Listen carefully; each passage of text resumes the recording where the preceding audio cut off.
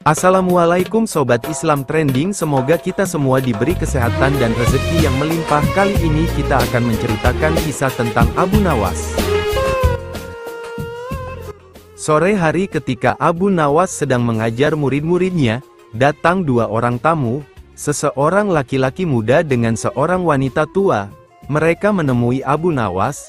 Wanita tua itu berkata kepada Abu Nawas jika ia membawa seorang pemuda Mesir kepadanya.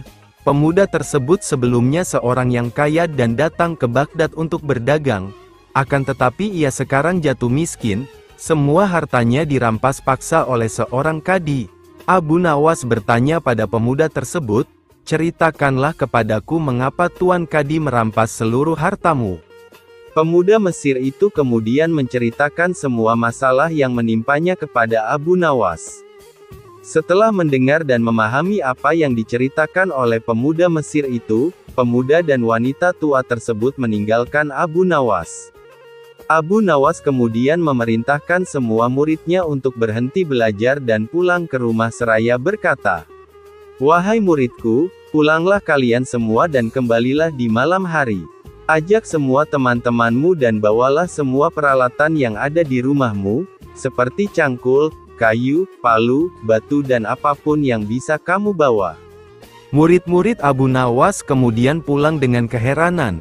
Namun mereka yakin bahwa guru mereka tidak pernah memerintahkan mereka sesuatu yang bukan pada kebenaran. Malam pun tiba, murid-murid Abu Nawas telah berkumpul di rumahnya dengan segala peralatan yang mereka bawa.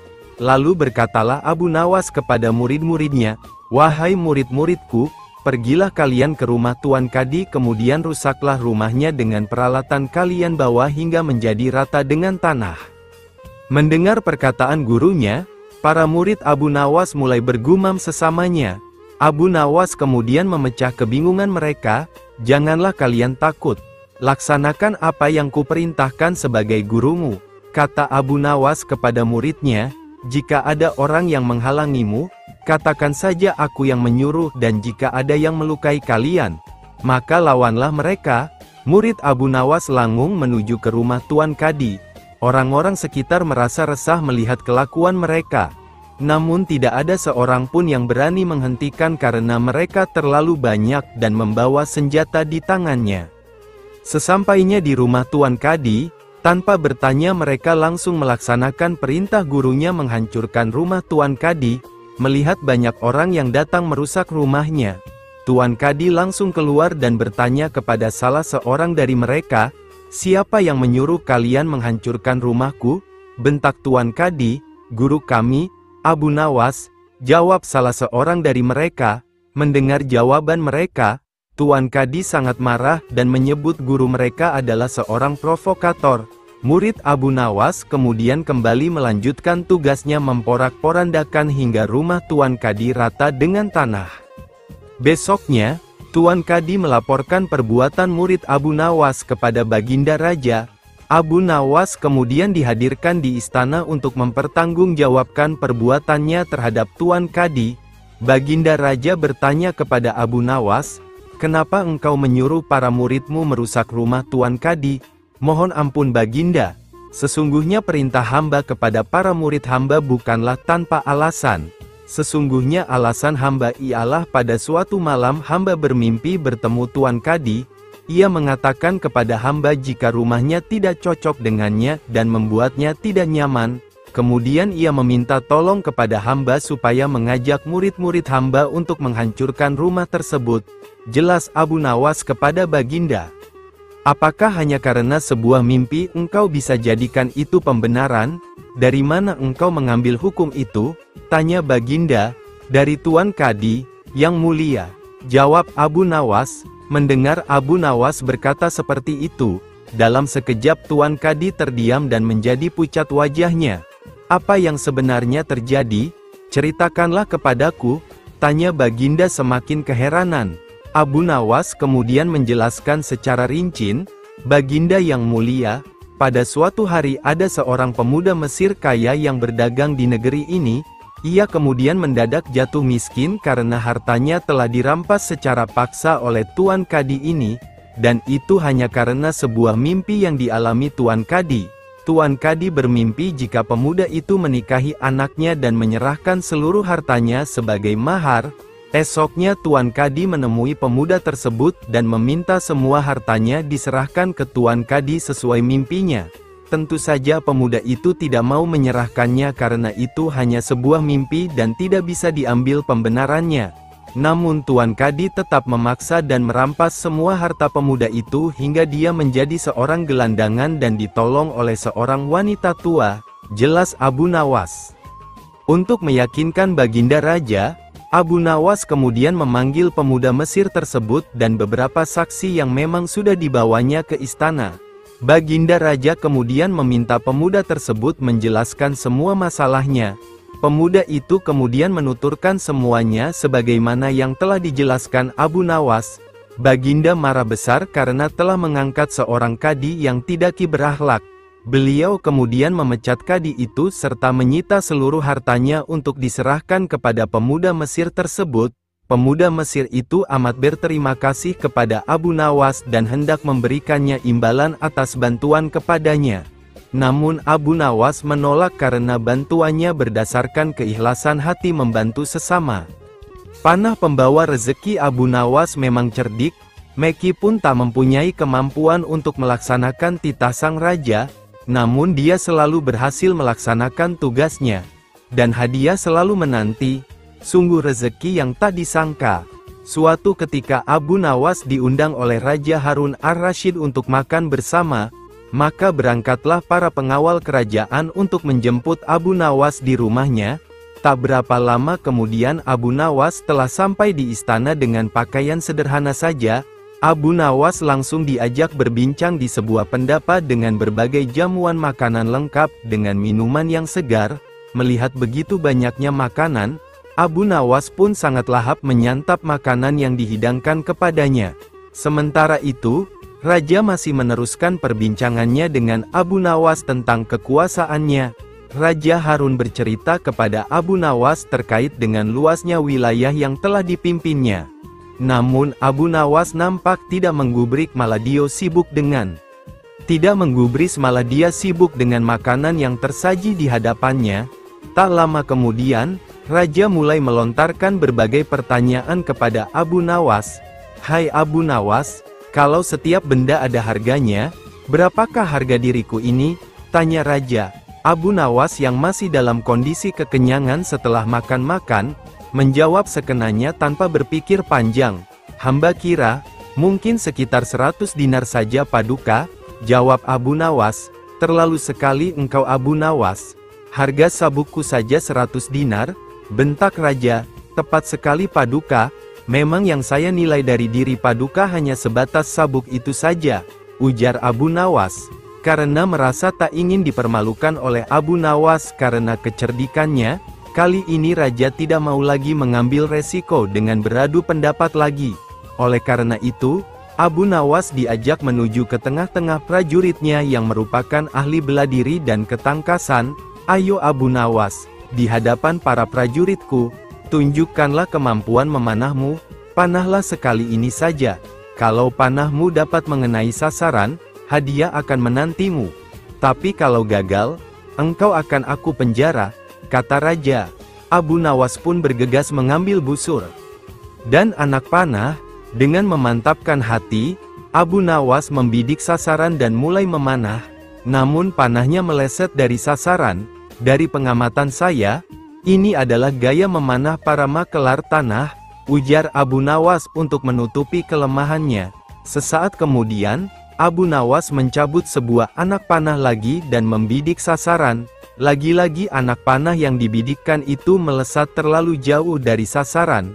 "Kalau yang ini Paduka, ini gaya juragan buah kalau sedang memanah," sahut Abu Nawas untuk menutupi kelemahannya yang kedua.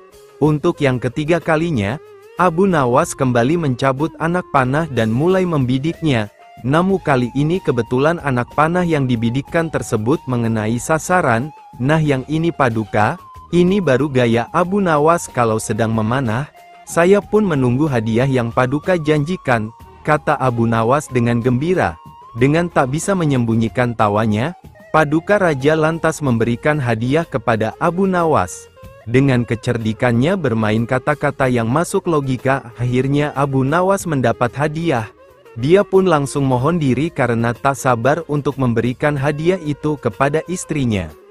Menasehati hartawan zalim. Salah seorang pemuda menjadi kaya karena warisan dari orang tuanya. Kehidupannya drastis menjadi orang kaya dan hampir semua orang ingin berkawan dengannya. Berita akan kekayaan si pemuda ini cepat tersebar hingga ke pelosok desa, dan masyarakat kagum akan megahnya rumah yang dia bangun, ya karena memang tampak berbeda dengan rumah lainnya. Entahlah apa yang ada di hati si pemuda ini, hampir setiap hari dia mengadakan pesta di rumahnya. Karena dibujuk oleh beberapa teman agar menyajikan pesta yang lebih meriah dari hari ke hari, lama-kelamaan kekayaannya pun mulai menipis karena untuk pesta meriah yang diadakannya sendiri. Benar saja, hanya dalam waktu yang singkat, uang yang dimiliki pemuda tersebut telah habis, bahkan dirinya tak mampu lagi memberi gaji kepada pembantunya sendiri. Efeknya lagi, kawan-kawan mulai menjauhinya dengan perlahan-lahan pula. Pemuda tersebut benar-benar menjadi miskin dan hidup sebatang kara tanpa mendampinginya. Menjauhinya dengan perlahan-lahan pula. Pemuda tersebut benar-benar menjadi miskin dan hidup sebatang kara tanpa seorang pun yang mendampinginya. Pemuda itu berniat mendatangi Abu Nawas agar kembali mendapatkan berkah. Pemuda itu mengutarakan maksudnya, uang saya sudah habis dan kawan-kawan saya telah meninggalkanku, apa yang seharusnya aku lakukan, keluh pemuda itu. Jangan khawatir, segalanya akan normal kembali, tunggu saja beberapa hari ini, kau akan kembali tenang dan bahagia, tutur Abu Nawas. Jadi saya akan segera kembali kaya, kata pemuda itu girang. Bukan begitu maksudku, kau salah tafsir, maksudku dalam waktu yang tidak terlalu lama kau akan terbiasa menjadi orang yang miskin dan tidak mempunyai teman, jelas Abu Nawas kepada pemuda tersebut. Kemudian Abu Nawas menjelaskan bahwa apa yang diterima dan dialami oleh pemuda tersebut adalah akibat dari apa yang dilakukannya sendiri. Selain itu, dirinya pun tak pernah sekalipun untuk berusaha mengelola harta yang dimilikinya. Mengajar lembu mengaji Al-Quran, panggil Abu Nawas kemari hari ini juga, titah Sultan Harun al-Rasyid kepada seorang hambanya. Tuan Abu Nawas, kata si hamba raja sesampai di rumah Abu Nawas, Tuan hamba dipersilahkan Baginda datang ke istana hari ini juga.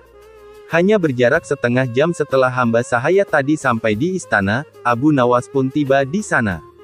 Hai Abu Nawas, kata Sultan, tahukah kamu mengapa aku panggil kemari? Aku minta tolong kepadamu untuk mengajari lembuku supaya bisa mengaji Al-Quran. Jika lembu itu tidak dapat mengaji, niscaya aku akan menyuruh mereka membunuh kamu. Baiklah tuanku Syah Alam, jawab Abu Nawas, titah tuanku patik junjung di atas kepala patik. Kemudian Abu Nawas disuruh pulang dengan menghela seekor lembu. Sesampai di rumah lembu itu diikat erat-erat pada sebatang pohon kurma. Esok harinya Abu Nawas mulai memukul lembu itu dengan sebuah cambuk rotan sampai setengah mati. Ketika binatang itu hampir mengamuk, Abu Nawas mengucapkan kata, atau. Perkataan itulah yang diajarkan Abu Nawas kepada lembu itu sambil tetap mengayunkan cambukannya tanpa henti. Pekerjaan itu ia lakukan setiap hari pagi sampai tengah hari dan dari duhur sampai maghrib selama beberapa hari sehingga tidak terpikirkan untuk menghadap ke istana. Setengah bulan kemudian Baginda menyuruh seorang hamba melihat ke rumah Abu Nawas, apakah dia mampu mengajari lembu itu mengaji atau tidak. Apa yang disaksikan oleh hamba sahaya tadi di rumah Abu Nawas, tiada lain cambukan yang dilancarkan oleh Abu Nawas ke badan lembu itu sambil berkata, atau, sampai binatang itu kesakitan setengah mati. Maka dilaporkanlah hal itu kepada Baginda Sultan. Mohon ampun Baginda, kata hamba sahaya itu sesampai di istana, patik lihat Abu Nawas sedang mengajar lembu itu di belakang rumah dengan sebuah cambuk rotan yang besar. Jika tali pengikatnya tidak kuat pastilah lembu itu lepas dan mengamuk, yang diajarkan tidak lain hanyalah 3 patah kata, yaitu, atau. Baginda terheran-heran mendengar laporan. Baginda terheran-heran mendengar laporan itu. Setelah berpikir sejenak Baginda bertitah, "Panggil kemari Abu Nawas sekarang juga, aku mau tahu apakah lembu itu sudah bisa mengaji atau belum." Tidak lama kemudian Abu Nawas pun sampai di istana, ia pun datang menyembah. "Hai Abu Nawas, sudahkah engkau mengajari lembuku itu dan apakah lembu itu sudah bisa mengaji Al-Quran?" tanya Baginda Sultan. "Sudah bisa sedikit-sedikit, ya Tuanku Syah Alam," jawab Abu Nawas. "Tadi aku suruh seorang hamba melihat ke rumahmu, katanya engkau mengajari lembu itu kalimat, atau. Aku mau tahu apa artinya perkataan itu." "Ampun keduli Syah Alam," kata Abu Nawas. "Arti, atau, itu adalah jika bukan lembu yang mati, atau hamba, atau tuanku, atau tidak ada salah seorang yang mati, hamba tidak akan puas. Sebab sampai habis umurnya sekalipun, binatang itu tidak akan bisa mengaji Al-Quran. Itu sebabnya binatang itu hamba cambuk agar mati. Dengan demikian hamba senang karena pekerjaan hamba dapat selesai. Atau hamba yang mati, atau paduka yang mati, atau salah satu, barulah habis perkara lembu itu. Tadi aku suruh seorang hamba melihat ke rumahmu, katanya engkau mengajari lembu itu kalimat, atau. Aku mau tahu apa artinya perkataan itu." "Ampun keduli Syah Alam," kata Abu Nawas. "Arti, atau, itu adalah jika bukan lembu yang mati, atau hamba, atau tuanku, atau tidak ada salah seorang yang mati, hamba tidak akan puas. Sebab sampai habis umurnya sekalipun, binatang itu tidak akan bisa mengaji Al-Quran. Itu sebabnya binatang itu hamba cambuk agar mati. Dengan demikian hamba senang karena pekerjaan hamba dapat selesai. Atau hamba yang mati, atau paduka yang mati, atau salah satu, barulah habis perkara lembu itu." Baginda terperanjat di tempat duduknya, tidak dapat berkata sepatah kata pun. Setelah tercenung sejenak, Baginda berkata, "Kalau begitu lembu itu boleh kamu ambil, atau kamu jual, atau kamu buat sate." "Terima kasih banyak-banyak, ya Tuanku Baginda Syah Alam," kata Abu Nawas sambil menyembah hingga kepalanya menyentuh tanah, lapun mohon diri pulang ke rumah dengan langkah ringan dan hati senang. Mengelabui petugas perbatasan kerajaan. Suatu saat Abu Nawas dicurigai melakukan bisnis ilegal ke negara tetangga. Tetapi setiap kali dia melewati pintu perbatasan, si penjaga perbatasan tidak mampu membuktikan bisnis ilegal tersebut. Apakah yang dilakukan Abu Nawas untuk mengelabui penjaga perbatasan? Ya, berikut kisahnya. Setiap orang di negeri Irak mulai dari anak-anak hingga dewasa mengenal si Abu Nawas. Seperti kali ini, seisi desa merasa keheranan karena Abu Nawas tampak setiap minggunya melakukan perjalanan dari desanya ke desa tetangga yang sudah masuk dalam wilayah kerajaan negara lain. Kali ini, seperti biasanya awal minggu pada suatu bulan, dini hari si Abu Nawas sudah keluar dari rumahnya yang dapat dikatakan sangat sederhana. Di samping rumah sederhana tersebut terdapat kandang kuda yang penghuninya kerap kali berganti. Seperti dini hari itu, Abu Nawas bersiap melakukan perjalanan menuju desa. Tetangganya sembari menunggang kuda. Keesokan harinya biasanya ia akan pulang ke desanya di negeri Irak tersebut sambil membawa banyak barang. Karuan saja kebiasaan ini menimbulkan pertanyaan bagi Pak Hamid, tetangganya. Sehingga sore itu ketika Abu Nawas pulang dari perjalanan tak urung ditanyakanlah perihal perniagaannya yang membuat warga sekampung bingung. "Hai Abu Nawas, kemanakah engkau beberapa waktu ini? Kalau memang engkau memiliki perniagaan yang baik, tolonglah kau ajak kami," ungkap Pak Hamid. "Ada saja Pak, dan kukira tak akan ada yang mau berniaga sepertiku," jawab Abu Nawas. Bulan berganti bulan, akhirnya Abu Nawas diduga telah melakukan bisnis yang dilarang. Bulan berikutnya kembali Abu Nawas berniat melakukan perniagaannya dan dia harus melalui pintu perbatasan. "Si Fulan, Petugas penjaga pintu perbatasan memeriksa seluruh barang bawaannya. Namun tidak ada satupun barang yang mencurigakan. Hanya ada bekal dan beberapa keping uang.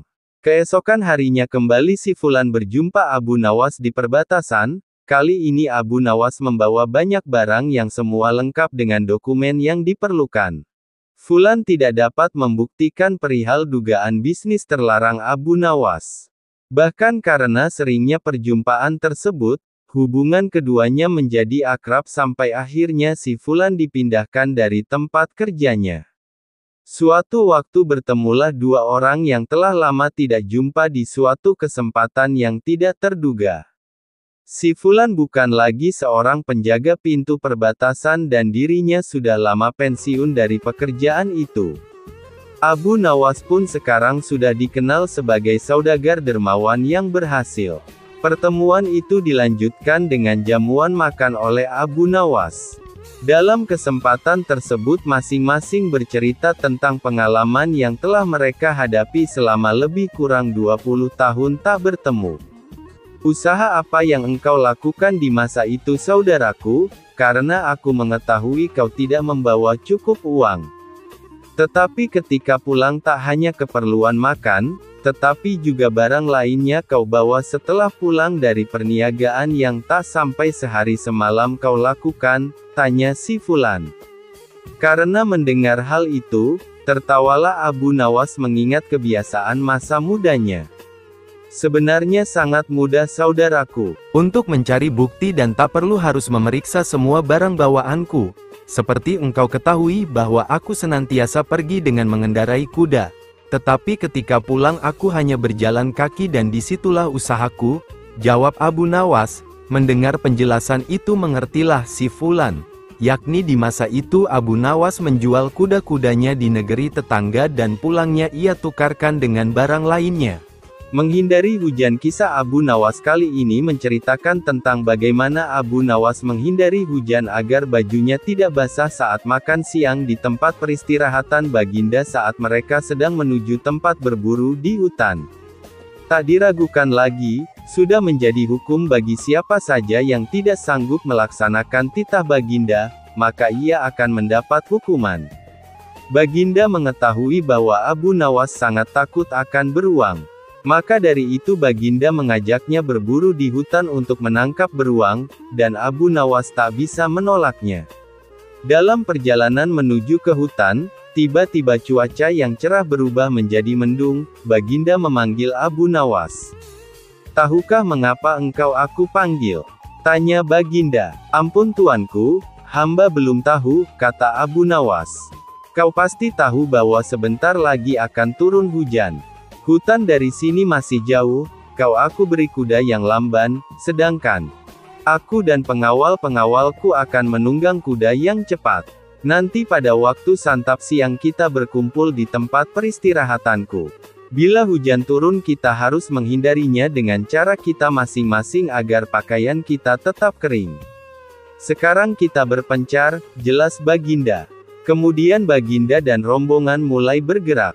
Abu Nawas kini tahu bahwa baginda akan menjebaknya, harus mencari akal agar bajunya tidak basah saat hujan turun. Dan ketika sedang berpikir, tiba-tiba hujan pun turun. Begitu hujan turun, maka baginda dan rombongan segera memacu kuda untuk mencapai tempat perlindungan terdekat. Akan tetapi karena derasnya hujan, baginda dan para pengawalnya basah kuyup. Ketika santap siang, baginda segera menuju tempat peristirahatan, dan ketika itu juga Abu Nawas datang dengan menunggang kuda yang lamban. Baginda dan para pengawal terperangah karena baju Abu Nawas tidak basah, padahal dengan kuda yang paling cepat pun tidak bisa mencapai tempat perlindungan terdekat. Nah, pada hari yang kedua, Abu Nawas diberi kuda yang cepat yang kemarin ditunggangi. Kini baginda dan para pengawalnya mengendarai kuda-kuda yang lamban. Setelah Abu Nawas dan rombongan kerajaan berpencar, hujan pun turun seperti kemarin. Baginda dan pengawalnya langsung basah kuyup karena kuda yang ditunggangi tidak bisa berlari dengan kencang. Ketika saat bersantap siang tiba, Abu Nawas tiba di tempat peristirahatan lebih dahulu dari baginda dan pengawalnya. Abu Nawas menunggu Baginda Raja. Selang beberapa saat, Baginda dan para pengawal akhirnya datang juga dengan pakaian yang basah kuyup. Baginda tak sanggup lagi menahan keingintahuan yang selama ini disembunyikan Abu Nawas. Rahasia apakah yang telah dipakai oleh Abu Nawas?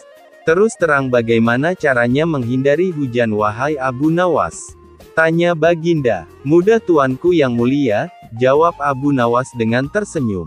Sedangkan aku dengan kuda yang cepat saya tidak sanggup mencapai tempat berteduh terdekat, apalagi dengan kuda yang lamban ini, kata Baginda. Hamba sebenarnya tidak melarikan diri dari hujan. Tetapi begitu hujan turun, maka hamba secepat mungkin melepas pakaian hamba dan segera melipatnya kemudian saya mendudukinya. Ini hamba lakukan sampai hujan berhenti, jelas Abu Nawas. Ahaha, rupanya dengan diam-diam Baginda Raja mengakui lagi kecerdikan Abu Nawas. Tugas yang mustahil Abu Nawas belum kembali. Kata istrinya, ia bersama seorang pendeta dan seorang ahli yoga sedang melakukan pengembaraan suci. Padahal saat ini Baginda amat membutuhkan bantuan Abu Nawas. Beberapa hari terakhir ini Baginda merencanakan membangun istana di awang-awang. Karena sebagian dari raja-raja negeri sahabat telah membangun bangunan-bangunan yang luar biasa. Baginda tidak ingin menunggu Abu Nawas lebih lama lagi. Beliau mengutus beberapa orang kepercayaannya untuk mencari Abu Nawas. Mereka tidak berhasil menemukan Abu Nawas karena Abu Nawas ternyata sudah berada di rumah ketika mereka baru berangkat. Abu Nawas menghadap Baginda Raja Harun al-Rasyid. Baginda amat riang. Saking gembiranya beliau mengajak Abu Nawas bergurau. Setelah saling tukar-menukar cerita-cerita lucu, lalu Baginda mulai mengutarakan rencananya. Aku sangat ingin membangun istana di awang-awang agar aku lebih terkenal di antara raja-raja yang lain. Adakah kemungkinan keinginanku itu terwujud, wahai Abu Nawas? Tidak ada yang tidak mungkin dilakukan di dunia ini Paduka yang mulia, kata Abu Nawas berusaha mengikuti arah pembicaraan Baginda. Kalau menurut pendapatmu hal itu tidak mustahil diwujudkan maka aku serahkan sepenuhnya tugas ini kepadamu, kata Baginda puas.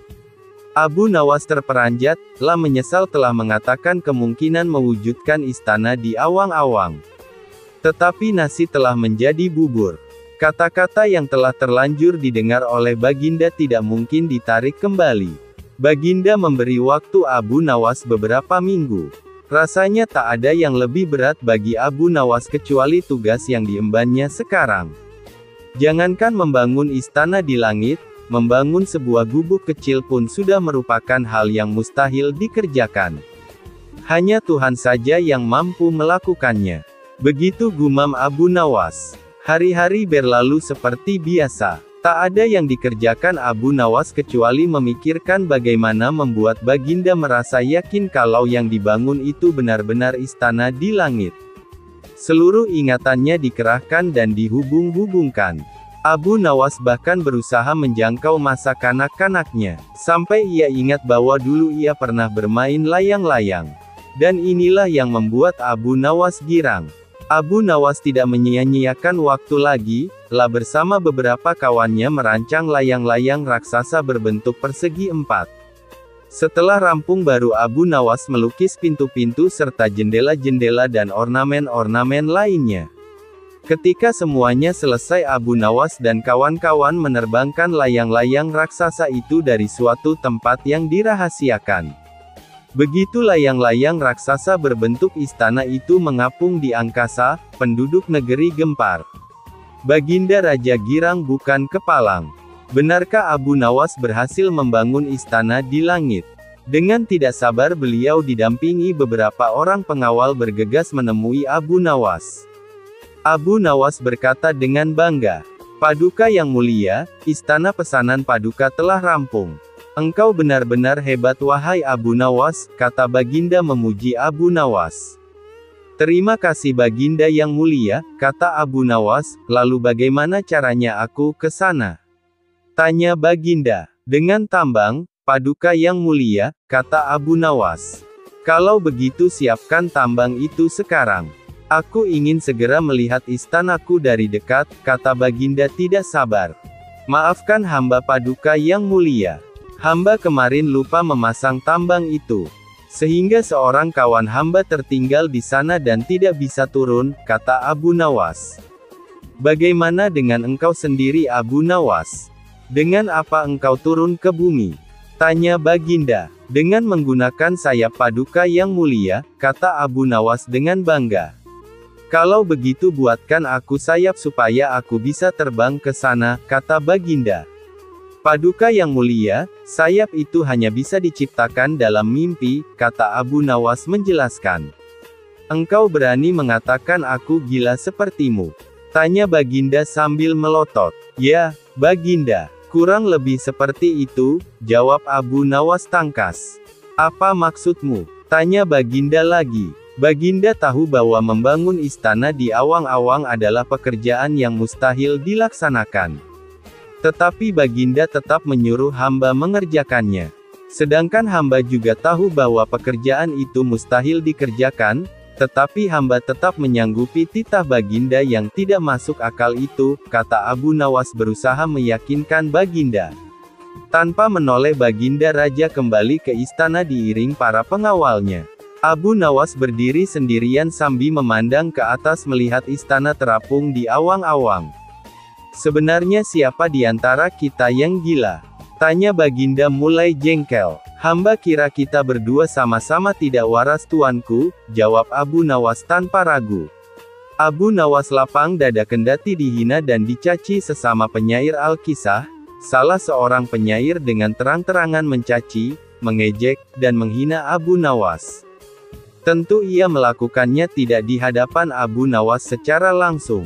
Dalam kisah ini nama penyair ini tidak disebutkan. Namun, peristiwa itu pun akhirnya sampai juga di telinga Abu Nawas. Abu Nawas biasa saja, sepertinya ia telah menyusun rencana yang matang. Singkat cerita, suatu hari digelarlah suatu perayaan. Perayaan ini dihadiri oleh para tokoh, pemuka kerajaan, dan juga para penyair sekaligus sastrawan. Akhirnya, di perayaan itu bertemulah keduanya, Abu Nawas dan penyair yang mengejeknya. Kini Abu Nawas membuka pembicaraan, wahai saudaraku, apa kau kira cacianmu dan hinaanmu itu merugikanku? Apa kau kira namaku akan redup? Apa kau kira anakku mati mendengar cacianmu?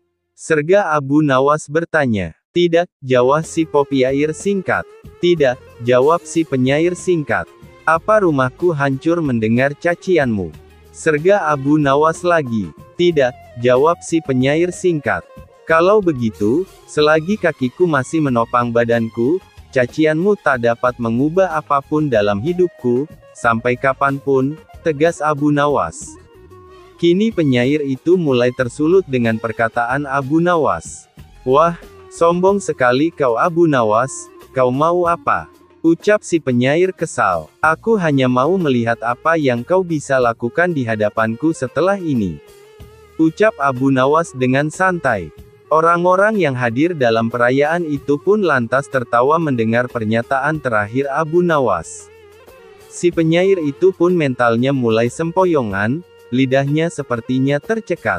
Tawa orang-orang pun membuat kekalahannya semakin telak di hadapan Abu Nawas. Abu Nawas memang debitur yang cerdik, tuan tanah kena tipu pada sore itu Abu Nawas duduk di beranda depan gubuknya. Sambil memandang langit biru yang mulai nampak senja, Abu Nawas berpikir bagaimana agar dapur rumahnya agar tetap mengepul. Sementara itu tak jauh dari rumahnya ada seorang tuan tanah yang sudah pasti kaya. Rumahnya besar mentereng dengan seperangkat gudang makanan, lahan peternakan dan kamar-kamar mewah. Hampir setiap orang yang berada di daerah itu bekerja dengan tuan tanah itu. Sayang tuan tanah itu pelitnya nauzubillah. Jika meminjamkan uang, maka dia memasang bunga selangit. Maklum, tuan tanah ini juga rentenir yang selalu mencari mangsa. Abu Nawas dikenal sebagai tokoh yang tak sungkan-sungkan memberi lebihan jika meminjam duit kepada orang. Hanya saja, dia tidak pernah mau berurusan dengan tuan tanah itu. Tiap memberi lebihan, Abu Nawas selalu bilang, duitnya beranak. Begitu juga ketika ia meminjam seekor ayam, maka ayam itu akan dikembalikan 2 karena ayam itu beranak. Tentu saja, itu membuat tuan tanah kepingin Abu Nawas meminjam kepada dirinya. Abu Nawas tentu akan memberi keuntungan berlimpah. Abu Nawas adalah debitur idaman, pikirnya. Nah, sore itu terlintas dalam benak Abu Nawas untuk meminjam sesuatu kepada tuan tanah. Maka datanglah ia ke rumah si kaya itu. Abu Nawas ingin meminjam 3 butir telur. Sudah barang tentu, tuan tanah setuju tanpa perlu proposal dan perjanjian segala. Bahkan tuan tanah itu menanyakan kepada Abu Nawas apakah ingin meminjam yang lain. Abu Nawas menggelengkan kepala. Ini saja dulu, jawabnya. Dia hanya butuh 3 butir telur. Tuan tanah itu bertanya lagi dengan Abu Nawas kapan telur itu akan beranak. Abu Nawas menjawab itu tergantung dengan keadaan. 5 hari kemudian, Abu Nawas kembali ke rumah tuan tanah itu untuk mengembalikan telur 3 menjadi 5 butir. Melihat 5 butir telur, betapa senangnya tuan tanah itu, lalu menanyakan kepada Abu Nawas apakah ia akan meminjam lagi. Abu Nawas lalu meminjam piring tembikar sebanyak 2 buah. Tuan tanah itu memberikan dengan senang hati dan berharap piringnya itu menjadi banyak. 5 hari kemudian Abu Nawas datang dengan membawa 3 piring tembikar. Walaupun tidak sesuai dengan yang diharapkan, tetapi hati tuan tanah cukup gembira karena 2 piring dulu hanya melahirkan 1 anak saja. Tak mengapa, pikir sang tuan tanah, karena bisa saja orang mempunyai anak tunggal bahkan tidak memiliki anak. Abu Nawas dan tuan tanah itu sama-sama senang. Oleh karena itu tuan tanah meminjamkan uang senilai 1.000 dinar. Jumlah yang sangat besar, gaji buat seluruh karyawan dan pekerjanya selama 1 bulan. Tuan tanah itu berangan-angan bahwa uang yang dipinjam Abu Nawas nanti akan diapakan karena akan banyak beranak. Tuan tanah itu menanti dengan tidak sabar. Ditunggu selama 5 hari, Abu Nawas tidak kunjung datang. Hampir 1 bulan, Abu Nawas juga tidak datang. Saat tuan tanah bermaksud mengirim debt collector, Abu Nawas tiba-tiba nongol. Mulanya tuan tanah gembira. Tapi begitu Abu Nawas selesai menjelaskan persoalannya, tuan tanah jadi marah bukan kepalang. Sayang sekali tuan, uang yang saya pinjam itu, bukannya beranak, malah 3 hari kemudian mati mendadak, kata Abu Nawas. Mendengar kata-kata itu betapa geramnya tuan tanah. Hampir saja Abu Nawas dihajar anak buah tuan tanah. Untung saja ada teman-teman Abu Nawas yang baru pulang dari bekerja melerainya. Tuan tanah itu mengadukan kepada pengadilan dengan harapan Abu Nawas akan digantung. Pengadilan pun digelar. Abu Nawas membeberkan semua duduk permasalahannya. Demikian juga tuan tanah itu menjelaskan. Pengadilan pun memutuskan cukup rasional. Kalau sesuatu bisa beranak sudah pasti bisa mati. Dan Abu Nawas telah menjalankan lakonnya dengan baik. Adapun tuan tanah yang tamak itu telah tertipu karena wataknya sendiri yang kikir, tamak, pelit. Abu Nawas mengubah hidup orang dan menunjukkan cara melihat setan. Al-Kisah, suatu hari Abu Nawas sedang bepergian untuk suatu urusan. Tiba-tiba di tengah perjalanan ia melihat seorang pria mau melompat dari jembatan. Abu Nawas bergegas menghampirinya. Jangan! Jangan! Teriak Abu Nawas agak ngos-ngosan. Jangan lakukan itu, ujarnya lagi. Mengapa di usiamu yang masih muda, berpikir untuk terjun ke dalam air yang sangat dingin itu? Tanyanya. Karena saya bosan hidup, jawab laki-laki itu. Nak, dengarkan saya. Jika kamu terjun ke dalam sungai itu, saya harus terjun juga menyusulmu untuk menyelamatkanmu. Air itu dingin sekali. Saya baru saja sembuh dari radang paru-paru. Tahu maksud saya bisa mati. Saya mempunyai istri dan anak. Apakah kamu mau hidup dengan beban pikiran seperti ini? Ujar Abu Nawas. Tentu saja tidak, jawab pemuda itu. Maka dengarkan saya, jadilah orang baik-baik, bertobatlah dan Allah akan mengampuni kamu. Pulanglah.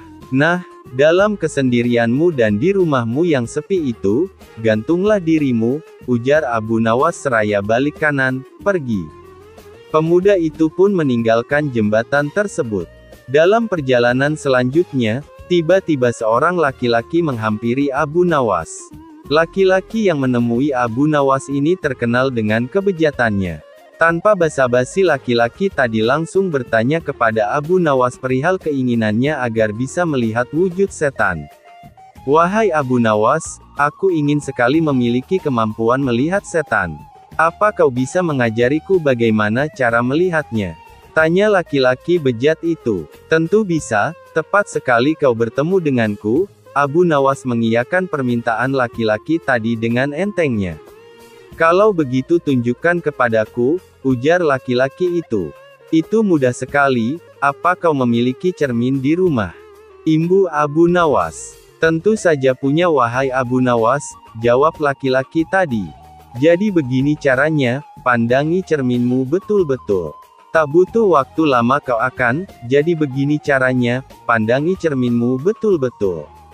Tak butuh waktu lama kau akan melihat wujud setan yang ingin kau ketahui itu, jelas Abu Nawas. Laki-laki bejat tadi berlalu sambil tertawa, kurang ajar kau Abu Nawas, ucapnya tertawa ngakak. Abu Nawas ternyata perenang yang tangguh, Baginda berdecak kagum Al-Kisah, pada suatu yang cerah Raja Harun Al-Rasyid memanggil Abu Nawas. Hari ini saya punya misi lain untukmu, Abu Nawas, titah raja dengan wajah serius. Apa yang harus saya kerjakan, Yang Mulia? Tanya Abu Nawas penuh tanda tanya. Kau tahu bahwa kita punya teluk yang luas, bukan?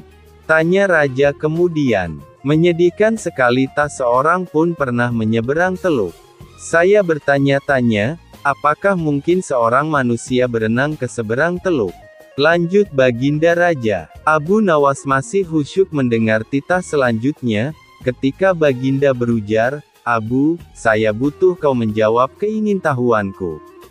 Saya mau kau mengambil misi ini sebagai tugas terhormat. Titah Raja akhirnya, Tuan, saya bukan seorang perenang yang baik, kila Abu Nawas dengan wajah pucat. Saya tahu, ucap Baginda mendesak. Tapi setiap orang mengetahui kalau kau adalah pria terpintar di negeri ini. Kau harus dapat mengerjakan tugas ini, kata raja dengan nada memaksa. Abu Nawas tidak bisa berkutik. Dia tergagap. Kemudian dengan sangat terpaksa dia berujar, ya, saya akan mengerjakannya, Yang Mulia. Pertemuan selesai. Abu Nawas menggerutu begitu meninggalkan istana. Kepalanya tiba-tiba menjadi berat. Susah diajak berpikir. Asam lambungnya juga naik, tanda stres sedang hinggap. Selanjutnya si cerdik ini berjalan gontai ke pantai, lah memandangi teluk yang luas itu. Beberapa kali ia menarik nafas dalam-dalam.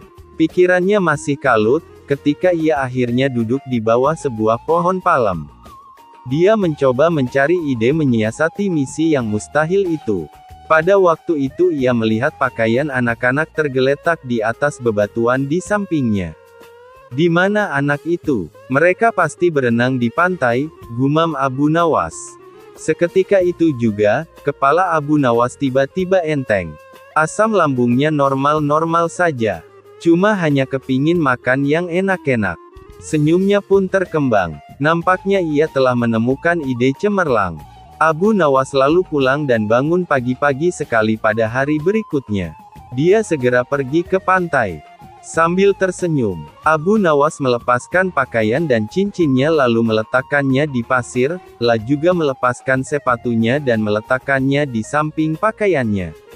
Setelah itu, Abu Nawas kembali lagi ke rumah. 1 jam kemudian raja dan para menterinya datang ke pantai. Mereka terkaget-kaget ketika mengetahui ada pakaian Abu Nawas yang teronggok di atas pasir.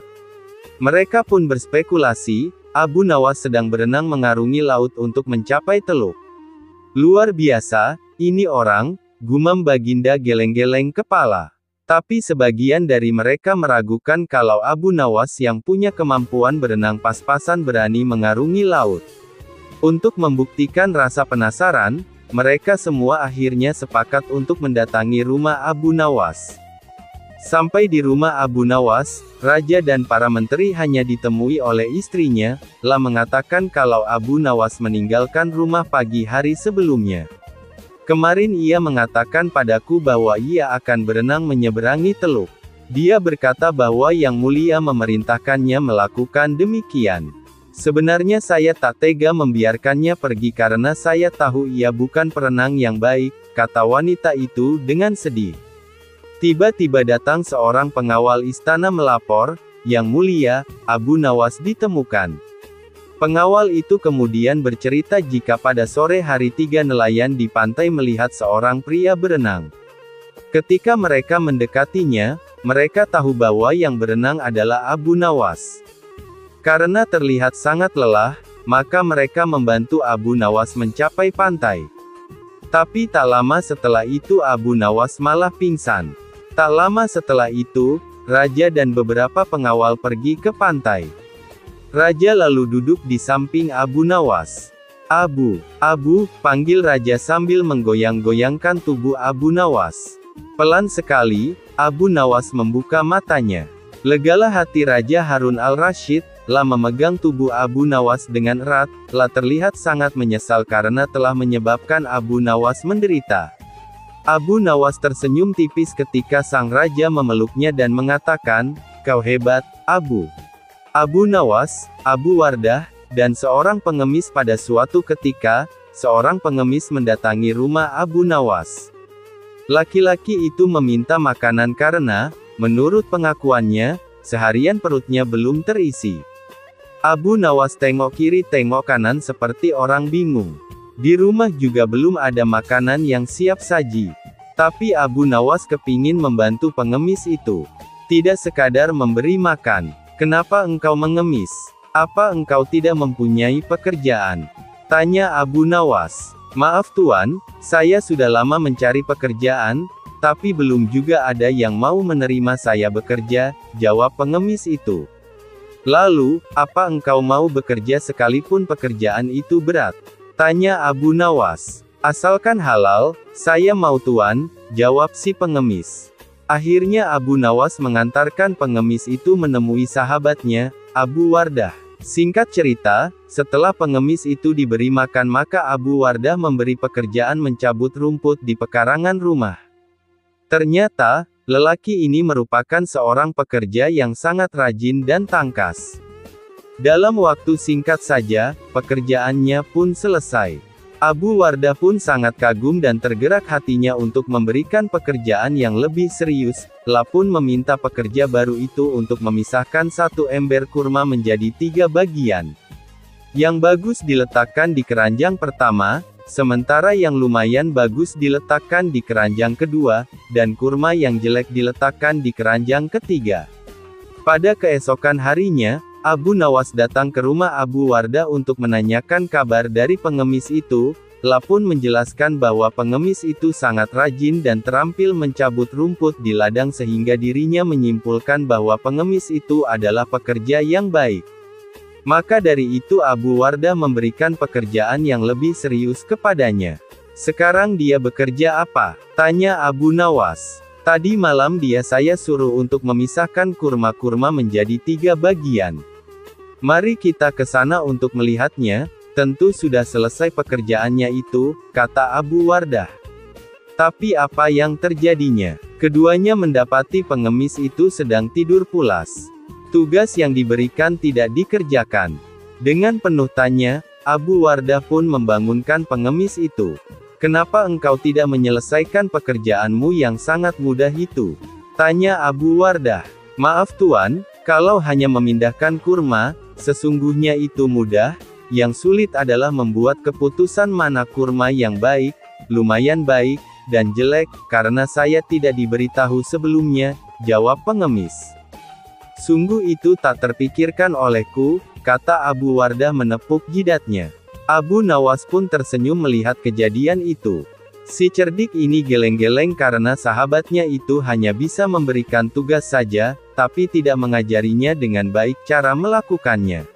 Ahli hukum Islam saja minta fatwa Abu Nawas Al-Kisah, Salah seorang ahli fikih resah akan perkara hukum yang dimilikinya. Hingga akhirnya keresahan sang faqih tadi mengarahkannya untuk menemui Abu Nawas. Singkat cerita, bertemulah sang faqih dengan Abu Nawas. Tanpa basa-basi sang faqih pun mengutarakan keresahannya. "Wahai Abu Nawas, aku membutuhkan pertolonganmu. Aku ingin engkau memberikan fatwa kepadaku perihal keresahanku selama ini, dan semoga engkau mendapatkan balasan dari Allah atas kebaikanmu." Sang faqih berbasa-basi. "Keresahan apa yang kau hadapi? Katakan saja," kata Abu Nawas. "Wahai Abu Nawas, manakah yang lebih utama, berjalan di depan iring-iringan jenazah atau di belakangnya?" tanya si ahli fikih. "Wahai ahli fikih, jangan terlalu serius dan resah perihal urusan remeh-temeh seperti ini," jawab Abu Nawas. "Wahai Abu Nawas, manakah yang lebih utama, berjalan di depan iring-iringan jenazah atau di belakangnya?" tanya si ahli fikih. "Wahai ahli fikih, jangan terlalu serius dan resah perihal urusan remeh-temeh seperti ini," jawab Abu Nawas. "Lantas fatwa apa yang bisa kau beri padaku perihal perkara ini?" sergah sang ahli fikih penasaran. Abu Nawas pun menjawab, "Berjalanlah sesukamu, depan belakang, kanan kiri itu sama saja, asal jangan kau naiki keranda jenazahnya." Keseriusan ahli fikih yang tadinya menyimak uraian Abu Nawas, berubah menjadi tawa. Sang ahli fikih itu pun pergi dengan rasa puas dan tertawa sepanjang perjalanan. Baginda Raja jadikan tempat tidur Abu Nawas sebagai WC. Baginda Raja mendadak kangen, ingin bertemu dengan Abu Nawas. Soalnya, sudah beberapa hari ini si cerdik ini tak menampakkan batang hidungnya. Sudah beberapa kali, lewat utusannya, Baginda memanggil Abu Nawas. Namun sang pelipur lara ini belum juga menampakkan diri. Pada hari itu, rindu Baginda Raja tak tertahankan, lah ingin Abu Nawas menghibur hatinya yang galau. Setelah lama berpikir mencari cara agar Abu Nawas mau datang ke istana, Baginda Raja akhirnya menemukan ide yang super jahil. Raja kemudian memanggil 3 orang prajurit dan menyuruh mereka pergi ke rumah Abu Nawas. "Pengawal, pergilah ke rumah Abu Nawas. Beraklah di tempat tidurnya. Kalau kalian berhasil, maka masing-masing akan aku beri uang 1000 dirham, titah Baginda Raja serius. Kendati terasa aneh, tanpa pikir panjang, ketiga utusan Baginda Raja tersebut langsung menerima perintah Baginda. "Daulat Paduka," jawab ketiga prajurit tersebut secara bersamaan. Mereka pun langsung berangkat menuju rumah Abu Nawas sesuai titah Baginda Raja. Sementara itu, ada seorang pejabat tinggi kerajaan yang memperhatikan perintah sang raja kepada ketiga prajurit tersebut. Pejabat itu memberanikan diri untuk bertanya kepada raja, "Maaf Paduka, bukankah tugas yang diberikan itu tampak aneh dan menghina?" ujar pejabat setingkat pati itu. "Memang benar, tapi itulah siasatku agar Abu Nawas segera hadir ke istana," jawab Baginda terkekeh. "Apakah gerangan rencana Baginda?" tanya pejabat itu lagi menunjukkan bahwa dirinya belum paham. "Nanti kamu akan segera mengetahuinya, dan sekarang kamu ikutilah ketiga anak buahmu itu dan intailah mereka. Sampaikan kepada Abu Nawas, bila dia berhasil menggagalkan tugas prajurit itu, maka ia akan aku beri uang 3000 dirham dan sekaligus ia boleh memukul utusanku itu," kata Baginda Raja. Dengan perasaan yang masih bingung, pejabat itu segera melaksanakan perintah Raja. Dia segera berkemas dan menuju ke rumah Abu Nawas. Para prajurit Baginda Raja Harun al-Rasyid yang sudah berangkat lebih dulu sudah tiba di rumah Abu Nawas.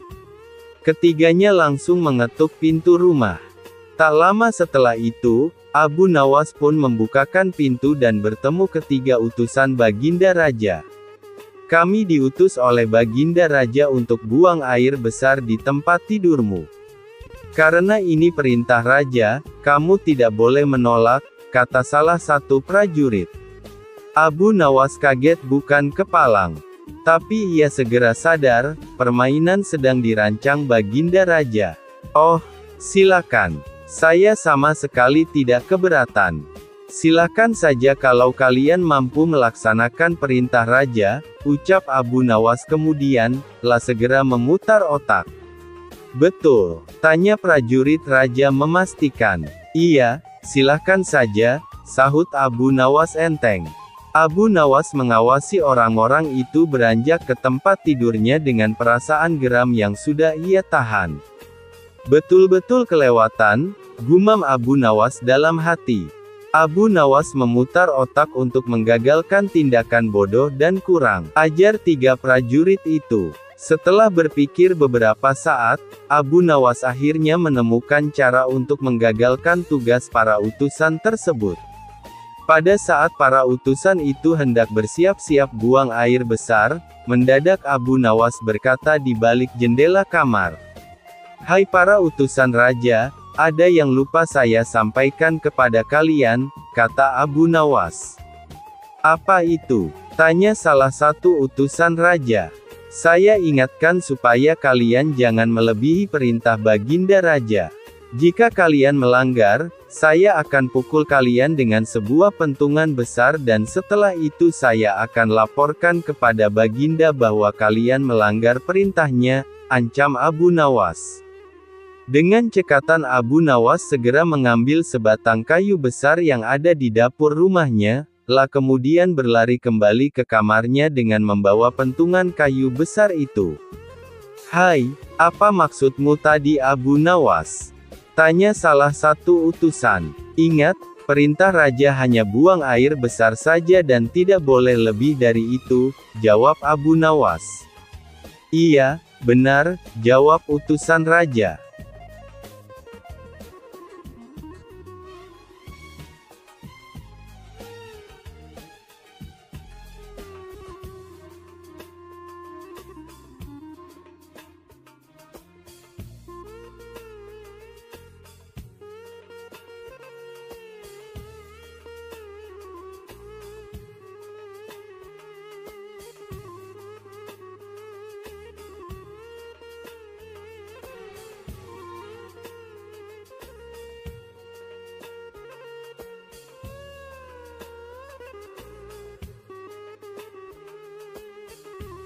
Panah pembawa rezeki Abu Nawas memang cerdik, meskipun tak mempunyai kemampuan untuk melaksanakan titah sang raja, namun dia selalu berhasil melaksanakan tugasnya. Dan hadiah selalu menanti, sungguh rezeki yang tak disangka. Suatu ketika Abu Nawas diundang oleh Raja Harun ar-Rasyid untuk makan bersama, maka berangkatlah para pengawal kerajaan untuk menjemput Abu Nawas di rumahnya. Tak berapa lama kemudian Abu Nawas telah sampai di istana dengan pakaian sederhana saja. Abu Nawas langsung diajak berbincang di sebuah pendapat dengan berbagai jamuan makanan lengkap dengan minuman yang segar. Melihat begitu banyaknya makanan, Abu Nawas pun sangat lahap menyantap makanan yang dihidangkan kepadanya. Sementara itu, Raja masih meneruskan perbincangannya dengan Abu Nawas tentang kekuasaannya. Raja Harun bercerita kepada Abu Nawas terkait dengan luasnya wilayah yang telah dipimpinnya. Namun Abu Nawas nampak tidak menggubris, malah dia sibuk dengan makanan yang tersaji di hadapannya. Tak lama kemudian, Raja mulai melontarkan berbagai pertanyaan kepada Abu Nawas. Hai Abu Nawas, kalau setiap benda ada harganya, berapakah harga diriku ini? Tanya Raja. Abu Nawas yang masih dalam kondisi kekenyangan setelah makan-makan, menjawab sekenanya tanpa berpikir panjang. Hamba kira, mungkin sekitar 100 dinar saja Paduka, jawab Abu Nawas. Terlalu sekali engkau Abu Nawas. Harga sabukku saja 100 dinar, bentak Raja. Tepat sekali Paduka, memang yang saya nilai dari diri Paduka hanya sebatas sabuk itu saja, ujar Abu Nawas. Karena merasa tak ingin dipermalukan oleh Abu Nawas karena kecerdikannya, kali ini Raja tidak mau lagi mengambil resiko dengan beradu pendapat lagi. Oleh karena itu, Abu Nawas diajak menuju ke tengah-tengah prajuritnya yang merupakan ahli bela diri dan ketangkasan. Ayo Abu Nawas, di hadapan para prajuritku, tunjukkanlah kemampuan memanahmu, panahlah sekali ini saja. Kalau panahmu dapat mengenai sasaran, hadiah akan menantimu. Tapi kalau gagal, engkau akan aku penjara, kata raja. Abu Nawas pun bergegas mengambil busur dan anak panah. Dengan memantapkan hati, Abu Nawas membidik sasaran dan mulai memanah.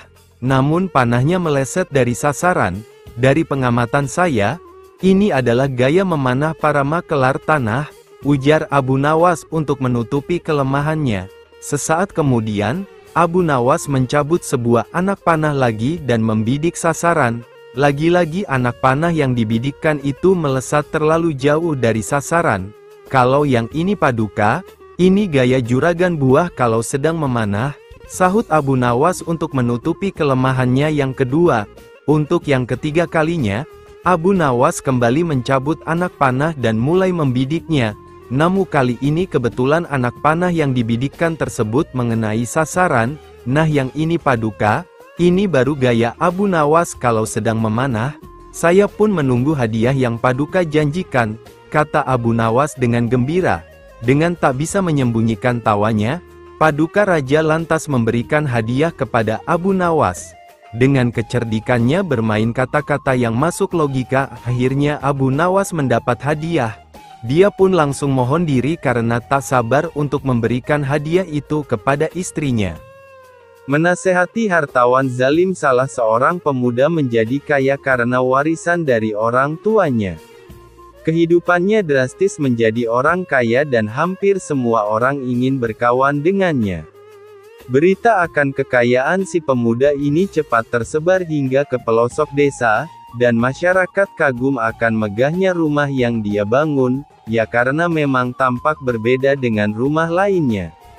Entahlah apa yang ada di hati si pemuda ini, hampir setiap hari dia mengadakan pesta di rumahnya.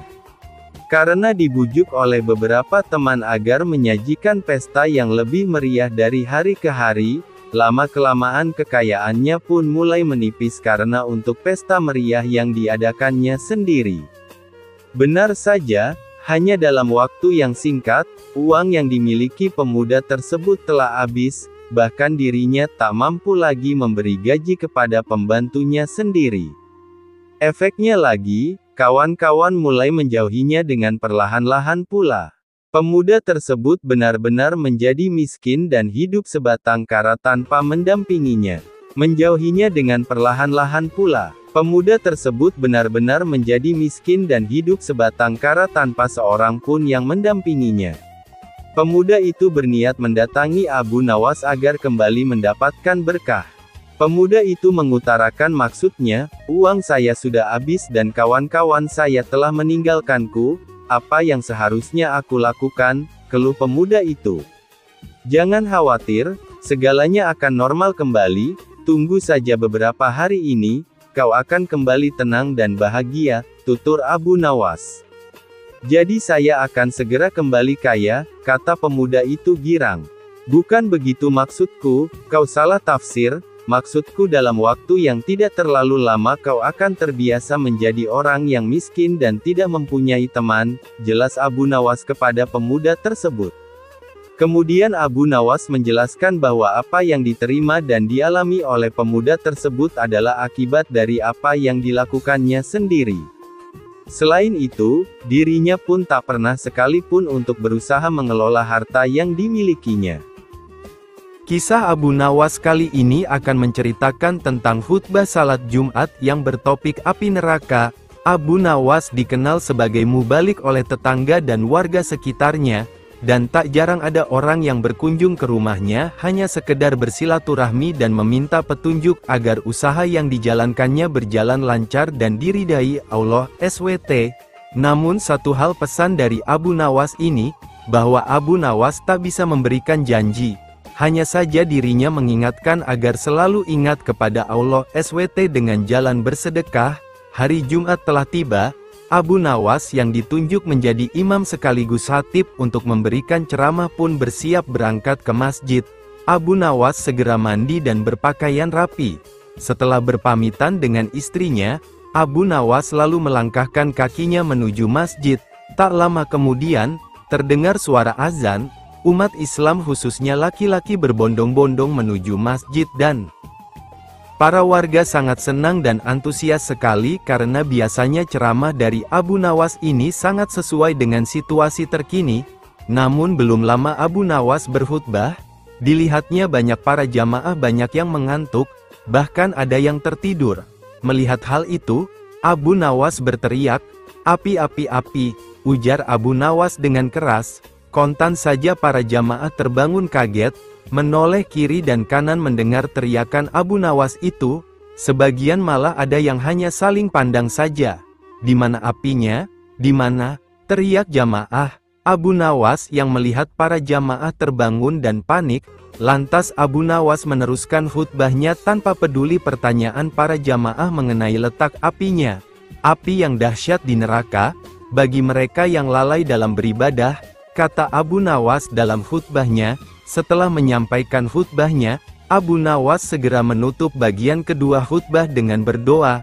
Sesaat kemudian, Abu Nawas kemudian memimpin salat Jumat dengan khusyuk diikuti oleh para jamaah.